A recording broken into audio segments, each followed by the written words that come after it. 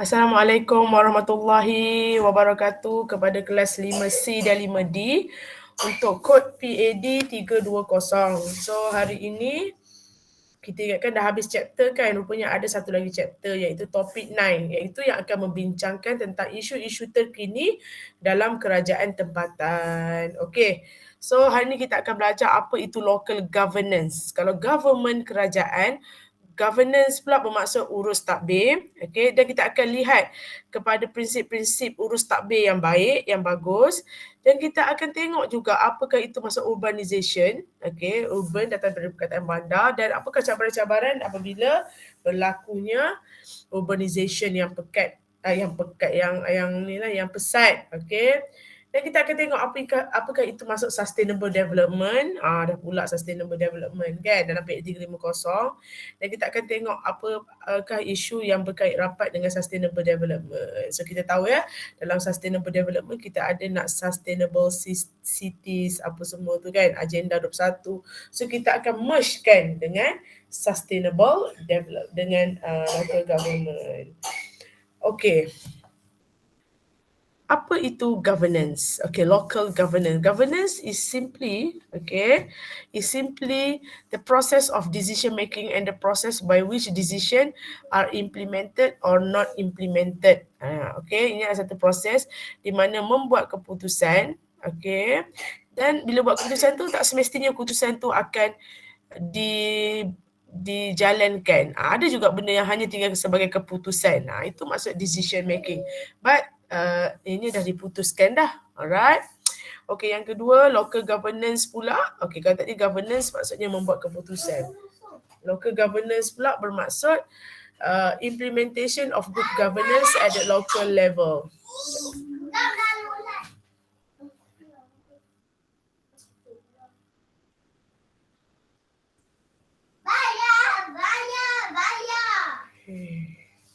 Okay, local governance adalah apabila urus tadbir yang baik dibuat di peringkat lokal. So kita tahu ya, bila buat keputusan datang daripada atas, and then local government pun boleh buat keputusan, dan local governance pula bermaksud apabila keputusan yang dibuat itu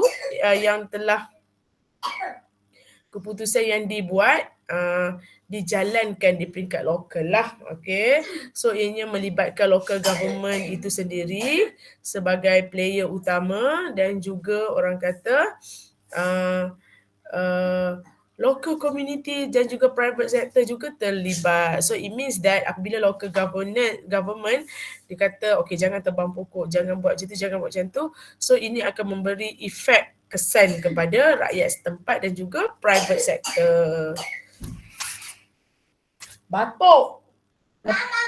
Lepas tu tak nak makan ubat, lepas tu buat bising dengan orang mengajar. Geram betul lah. Tak, awak duduk seorang sini. Siapa nak cara? Bengang lah madam.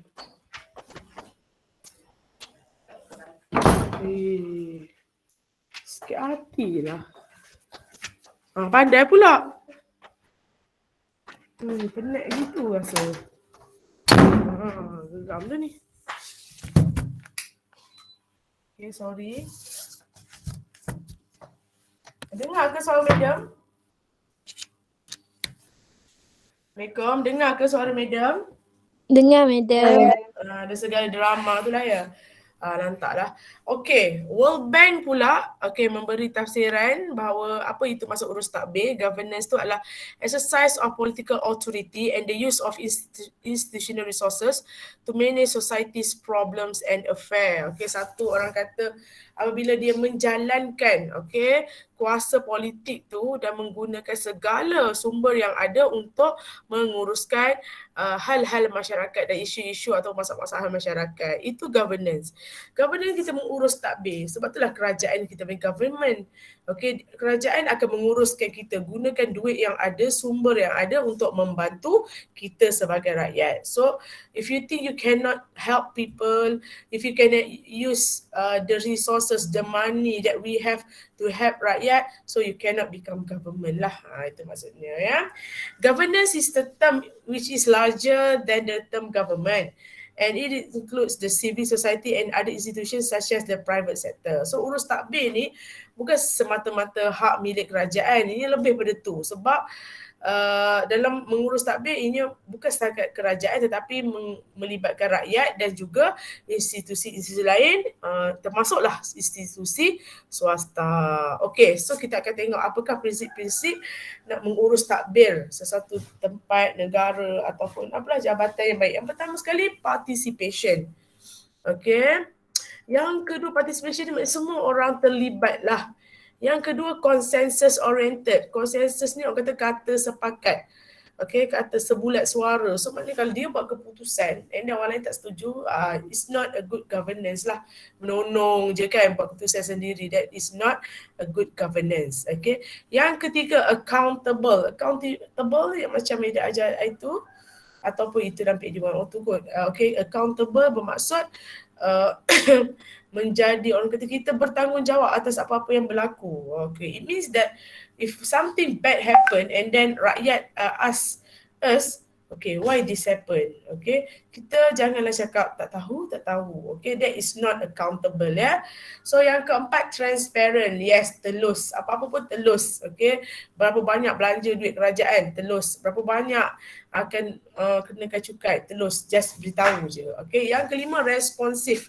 Bertindak balas. Bertindak balas bermaksud memberi respon lah kepada rakyat ataupun kepada apa-apa permasalahan. Maknanya peka lah dengan situasi dan mengambil tindakan. So jangan buat tak tahu je, okay? Itu maknanya tak responsif lah. Effective and efficient. Ini macam cakap dalam membuat kerja dalam masa sama, dia tidak menggunakan sumber yang banyak. Efficient tu, okay? Equitable, sama rata. Semua rakyat perlu dilayan secara sama rata. Jangan yang tu, nampak macam orang hebat sikit kan, layan. Macam ada pernah tahu kedai makan kan. Kalau orang kampung, dia buat tak tahu je. Orang bukan nak tak tahu, macam lambat je sebab kedai makan dia just Soho lah.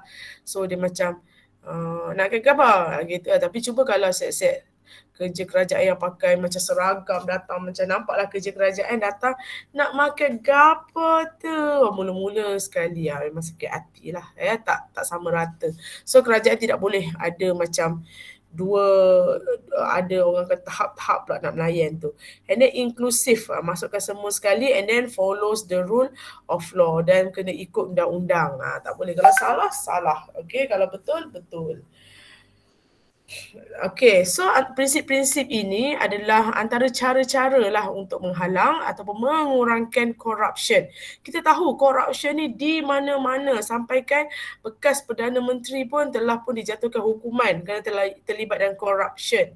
So, what do you expect kalau orang kata first man ataupun yang mula-mula dah orang kata mengguna pakai duit negara, so apatah lagi anak-anak buah. Maknanya orang kata, so corruption ni memang kadang-kadang bernanah-nanah, okay, sebab kita tidak berasa bersalah menggunakan duit orang lain, okay. The views of minorities are taken into account, okay, suara-suara kecil ni, suara-suara orang, pihak-pihak yang tak ramai ni, contohnya macam apa? Contohnya macam kita tak dengar pun suara orang OKU sebab orang OKU tak ramai sangat. Atau kita tak dengar pun suara orang asli sebab orang asli ni macam kita tak, yelah dia tak ke depan sangat. So sepatutnya pandangan pihak-pihak minoriti ni diambil kira supaya keputusan boleh dibuat dan kita dengar suara-suara kecil ni. Okay, kalau tak kita asyik buat keputusan yang tidak mempedulikan golongan-golongan minoriti ni. So ambil pendapat mereka, okay, so that we can have a better decision making, okay. Dan mestilah bertindak balas terhadap yang sekarang dan juga yang akan datang punya keperluan. So katakan keperluan akan datang memerlukan cikgu yang lagi ramai. So kena responsif lah, maknanya cepat-cepat ambil tindakan. Jangan tunggu nak jadi teruk barulah ambil tindakan. Okay. So kita tengok kepada apakah itu maksud participation. Kan? Participation ni tak lain tak bukan bermaksud penglibatan rakyat. Okay, pelibatan rakyat. Okay, so this is very important dalam negara demokrasi. Okay, so citizen involvement, pelibatan rakyat dalam membuat that in making stability and management decision. Maknanya kita tanya rakyat, what actually the rakyat needs. Okay, ni sometimes kita buat satu sistem yang tak mesra rakyat, susah nak faham, pergi kaunter jauh, kaunter tak nampak, gelap je kan. So maknanya kita seolah-olah tidak mengambil kira pendapat rakyat. Okay, participation kat sini bermaksud penglibatan rakyat. Okay, dalam mengurus tadbir. Okay, yang seterusnya, how can participation be successfully implemented? So kita nak orang terlibat. Tapi macam mana nak memastikan orang terlibat tu? Okay, kadang-kadang kita orang dah ajak, dia tak nak. Lantak dia lah, dia tak nak. Macam mana? Kan macam tak ikhlas je. So macam mana kita nak ada ataupun kita nak libatkan rakyat ni secara menyeluruh lah ataupun berjaya lah kata pelibatan tu. Yang pertama, access to the process. Kita kena ada access kepada proses tu. Okay, jangan tinggalkan rakyat dalam apa-apa proses. Sometimes kita ni buat keputusan tanpa memikir rakyat. Rakyat pun jauh hati. Okay, and then yang kedua, kena ada kuasa untuk mempengaruhi the process. Okay, so maknanya proses tu jalan macam mana, kita orang kata ada rakyat tu ada kuasa nak bersuara. Okay, access to information. This is very important. Sometimes why rakyat, kenapa kita tak nak terlibat? Kerana sometimes kita tak banyak information, kita tak tahu. Tapi cuba kamu tengok, kita ni dalam age of information sekarang ni. Maknanya orang kata dalam keadaan information berlambak-lambak. Tu yang kita tengok participation tu banyak. Terlibat orang sebab tengok dulu kita tak pernah tengok parlimen bersidang, but now we know how parlimen bersidang, so kita ada information. Okay, structural characteristic to promote constructive interaction. Interaksi sangat penting, interaksi yang membina. Okay, so kita kena ada macam mana cara untuk mewawarkan tu. Okay, facilitation of constructive personal behavior, e.g. promoting openness dan honesty. Ni kalau kita pun garang, facilitate ni memudahkan lah. Macam mana ada tak pensyarah yang kamu rasa mudah je nak contact dia? Atau ada tak pensyarah yang kamu rasa, ya Allah susahnya nak contact, kalau contact pun takutnya lah. Takut nak mesej macam mana. Ada madam lah orang yang kita takut nak mesej. Boleh pula dah kan. So maknanya kita kena promote openness and honesty. Pastikan rakyat tu kalau dia beri pendapat secara terbuka dan juga jujur. Dan kita pun janganlah macam perangai yang macam nak komplain apa lagi, kita dah buat terbaik dah. Tak boleh macam tu. Maknanya kita tidak menggalakkan orang kata kritikan yang sebenarnya boleh membantu kita. Sampai kita tak berapa minat nak dengar kritikan kan. Biasalah manusia suka dengar benda yang manis-manis je. Adequate analysis. Okay, buatlah analisis yang mencukupi. Try untuk mengesahkan fakta yang ada. Okay, so maksudnya buat satu kajian untuk sahkan data yang ada. And then last sekali, enabling social condition for future processes. Okay, so maknanya kalau ada masalah-masalah antara manusia, biasalah konflik lah, ada masalah. So buat satu orang kata proses yang boleh atasi masalah ni. Contohnya kalau kamu belajar PA 363, kita ada mediator lah untuk resolve the conflict. Why? Because kita memang orang, dan orang ni tidak terlepas daripada konflik dan masalah-masalah. Okay, building better relationship and then promoting a sense of place. Kita rasa itu macam tempat kita lah. Okay. Konsensus. Macam cakap konsensus tadi adalah suara sepakat.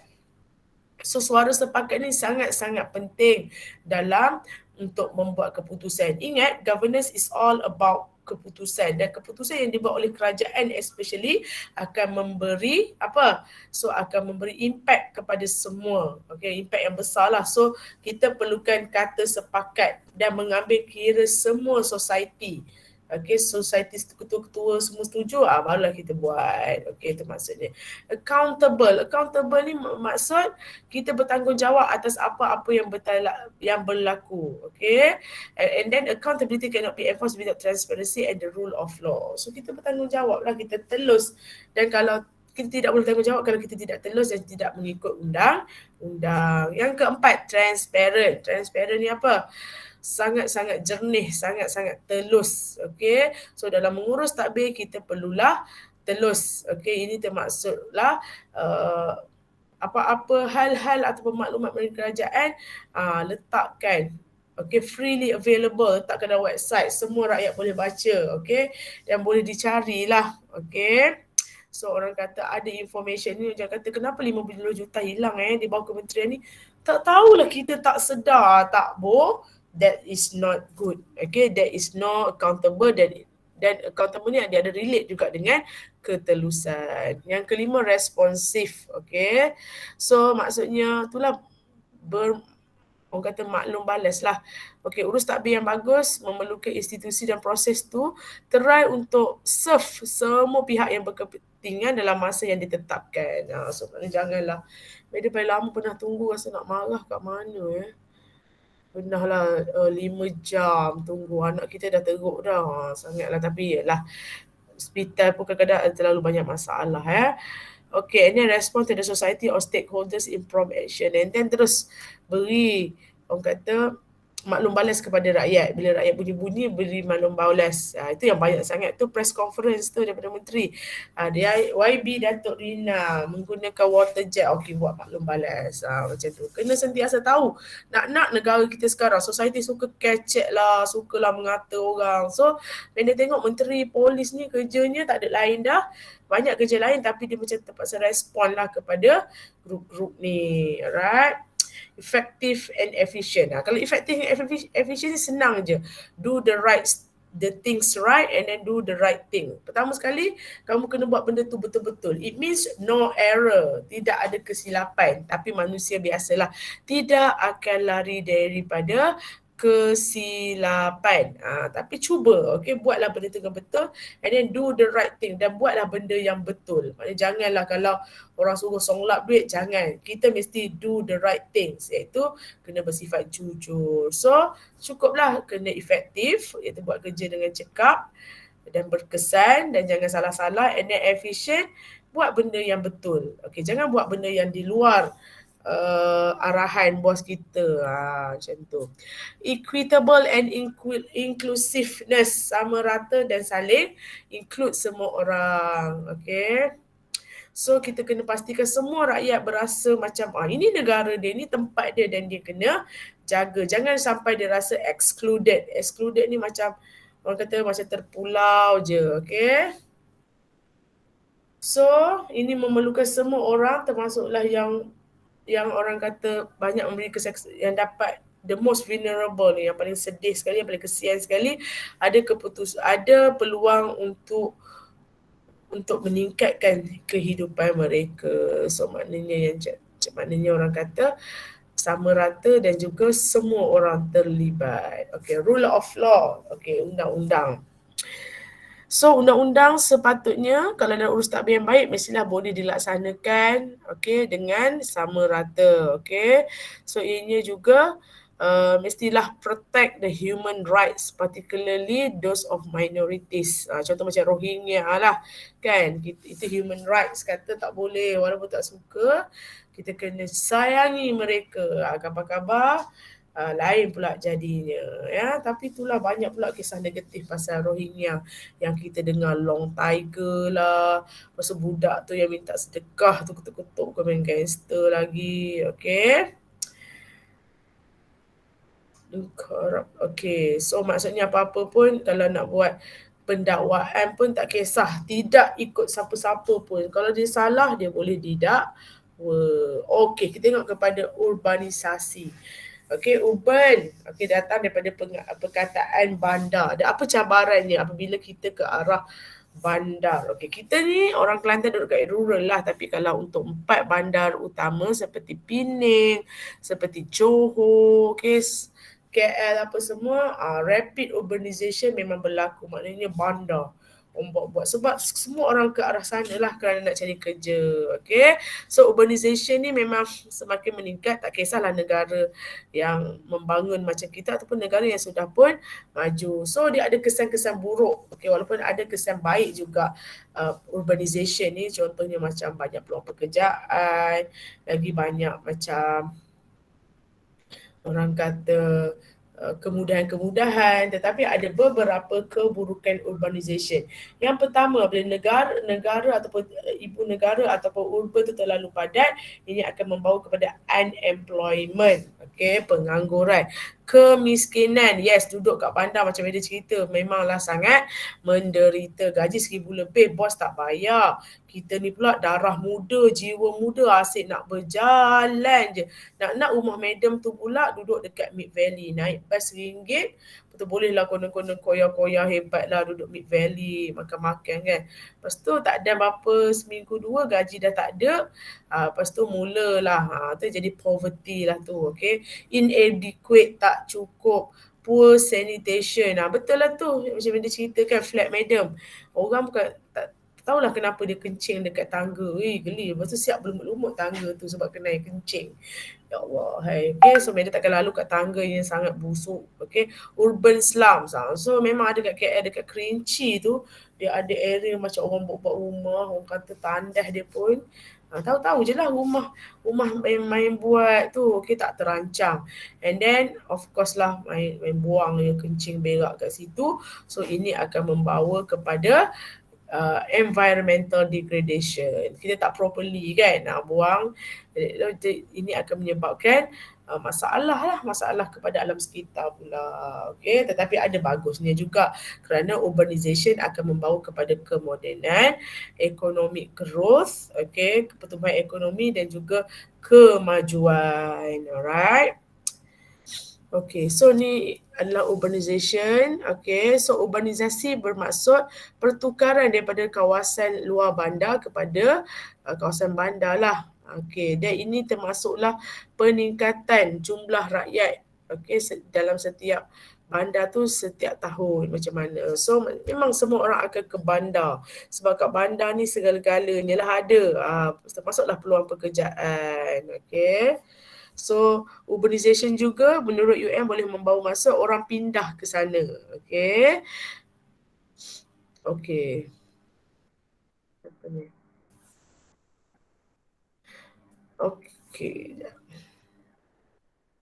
Less developed country, a lot of migration from rural areas to urban areas, kerana negara yang macam kurang membangun macam kita ni, orang daripada bandar nak pergi KL lah, So apakah faktor-faktor yang membawa kepada urbanisasi? Ada yang kerana keadaan kampung tu, maknanya more poverty, tak tahu nak kerja gapo, jadi korang miskin di kampung, di bandar lah.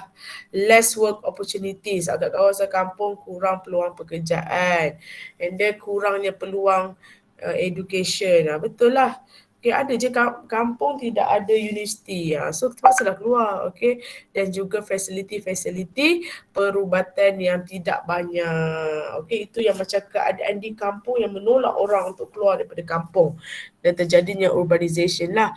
And then apakah pula tarikan daripada kawasan bandar yang menyebabkan orang ramai pergi ke bandar. Contohnya possibilities of jobs. InsyaAllah lah dapatlah kerja pun. Tak kisahlah kerja cuci cermin KLCC tingkat berapa ratus tu pun tak apalah. Peluang pendidikan yang lebih baik, yes, betul. Universiti ternama pun tak dapat di bandar. Better medical, yes, hospital, HKL, SUSM, PPUM semua. So orang akan bergerak ke bandar dan juga perumahan yang orang kata affordable ataupun available ada. Alright. Dah sedia rumah datanglah.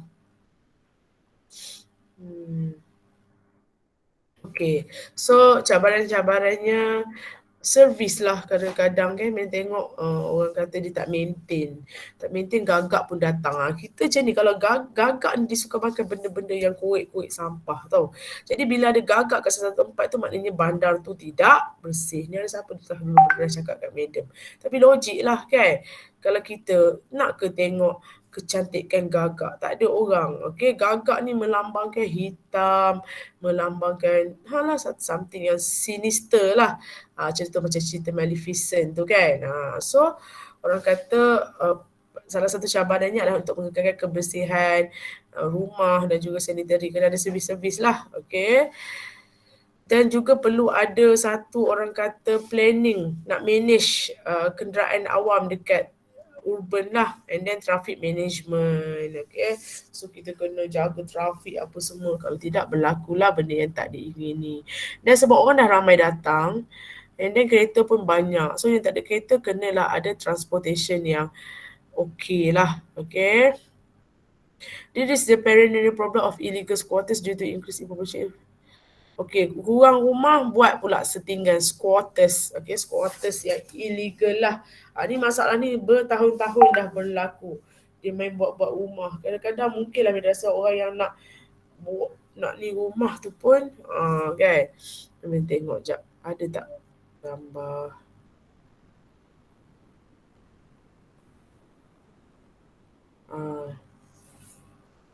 Setinggan KL.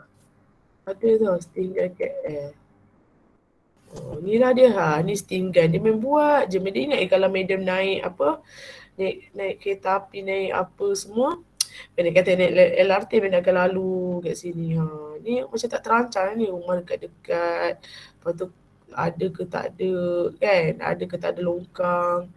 Okey, kita tengok macam mana keadaan.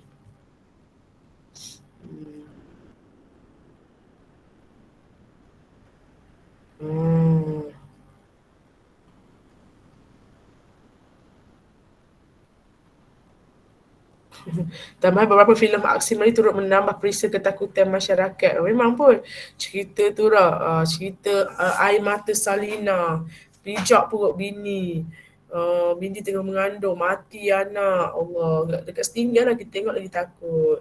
Okey, kotor, kurang kemudahan asas. Setinggan sebenarnya satu kawasan penempatan yang dibina secara rawak dan tanpa kebenaran di atas tanah kerajaan, swasta dan orang perseorangan. Main buat je rumah illegal So siap ada study lah pasal ni, ni keadaan ni. Aduh lah. Yalah, asal boleh duduk je bagi dia orang kan.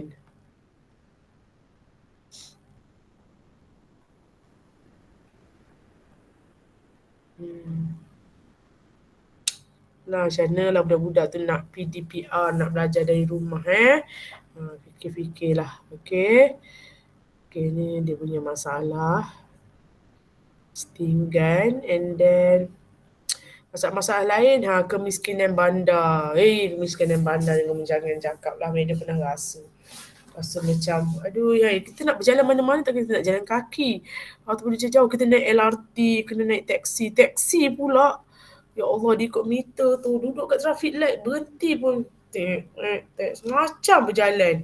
Aduh, okay, so miskin bandar tu, itu antara cabaran juga. Relevance of functions, pollution of environment, dah tentu dah. Okay, explosion of information system development, human resource development, expectation of taxpayers, okay, changes in working culture, and then lah masalah-masalah yang bersangkut paut dengan kawasan-kawasan bandar. Okay, sustainable development tak payah kita belajar lah. Okay, kita memang dah belajar ekonomi, environment, society, tiga ni kena seimbang. Okay, so dari sosial biasanya dari segi manusia lah. Okay, kesejahteraan manusia, ekonomi, duit kita macam mana. Dan jangan lupa lagi satu, environment. Okay, apakah isu-isu yang berkait rapat dengan ya Allah, banyaknya lagi. Amboi Syahidah buat slide, siap ada tepuk tangan. Kejut madam. Okay, so kita tahu kan, okay, local agenda ni adalah satu, local agenda 21 adalah satu agenda yang dibuat khas untuk sustainable development di peringkat kerajaan tempatan lah. Okay, so terdapat 3 actors yang collaborate untuk local agenda. Yang pertama sekali private sector ataupun business and industry, and then local authority, bahagian daerah tu sendiri, civil society, and then NGO, and then CBO, community based organisation. Dan orang kata ni lebih kepada penduduk lah. Macam mana penduduk ni nak menyerap roh sustainable development tu sendiri. Okay, So, apakah benefits local agenda 21 ni? Okay. So, untuk membuat sustainable development, ianya akan ada cooperation antara pihak berkuasa tempatan, masyarakat dan juga private sector. Okay. And then local authorities dia boleh mewar-warkan konsep urus takbir yang Meda cerita tadi, urus takbir yang baik tu, and then membuat satu tempat tinggal yang lebih bersih, lebih selamat dan lebih harmonik lah. Okay. Sustainable development issue yang kita belajar 17 tu, okay, bolehlah di-study dan ditangani bersama-sama. Mana dia nak apa? No hunger. Ada lagi cari orang miskin, ada tak? No poverty, zero hunger. Lagi ada tak yang tak sekolah? Pergi daftarkan, bantu, tanya kenapa tak sekolah. Okay. So ini adalah peluang untuk masyarakat dan juga private sector untuk bersama-sama membuat, terlibat dalam proses kemajuan. Okay. So, local agenda 21 ni dia start pada tahun 2000 dan berakhir pada tahun 2002, 2 tahun je ya. Dan berdasarkan pada 5 elemen. Yang pertama ada partnership. Ini partnership antara rakyat, kerajaan dengan NGO, community based issue analysis. So mereka try untuk menganalisa isu-isu ataupun masalah-masalah yang berlaku dalam masyarakat, and then action plan, and then diimplement dan monitor. Last sekali dia akan menilai balik lah program dia buat ni. So healthy cities ni pun kita dah belajar dah dalam PAD 350 pasal macam mana dia nak bandar yang berkualiti, yang rubrik-rubrik tu. Nampaklah. Kesihatan, political decision making, intersectoral action, community participation, of course lah nak kena ada rakyat, inovasi, and then healthy public policy. Kita nak satu dasar negara yang lebih yang menekankan kepada kesihatan. Tahukah kamu, daripada 2 orang rakyat Malaysia, seorang akan gemuk. Macam Madam gemuk dah. Siapa dalam kelas ni ada berapa orang semua? Kelas C, kelas D, berapa orang semua? Berapa orang semua? Ada tak orang ni? Berapa orang semua kelas C dengan kelas D? 31 orang je masuk kelas. Astaga. Nur Syahadah, kamu gemuk ke kurus kamu rasa? Apa Madam tanya macam ni kan? Mas ni, kurus ke gemuk? Mas ni?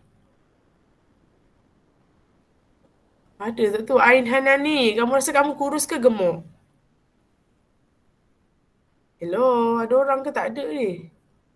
Saya ada, Madam. Kamu kurus ke gemuk rasa-rasanya? Tak terjawab. Tapi ikut fakta, Malaysia adalah negara yang gemuk, and then kerana memang semua rakyatnya gemuk-gemuk belaka. Madam dah baca lah, kalau lagi Vietnam, sorry nak jumpa orang gemuk. So Safe City Initiative ni dia cover 4 area. Bandar selamat. Dia pernah tahu tu, jalan-jalan nampak darah nitik-nitik ni. Tak tahulah kenapa takut ada berlaku pembunuhan.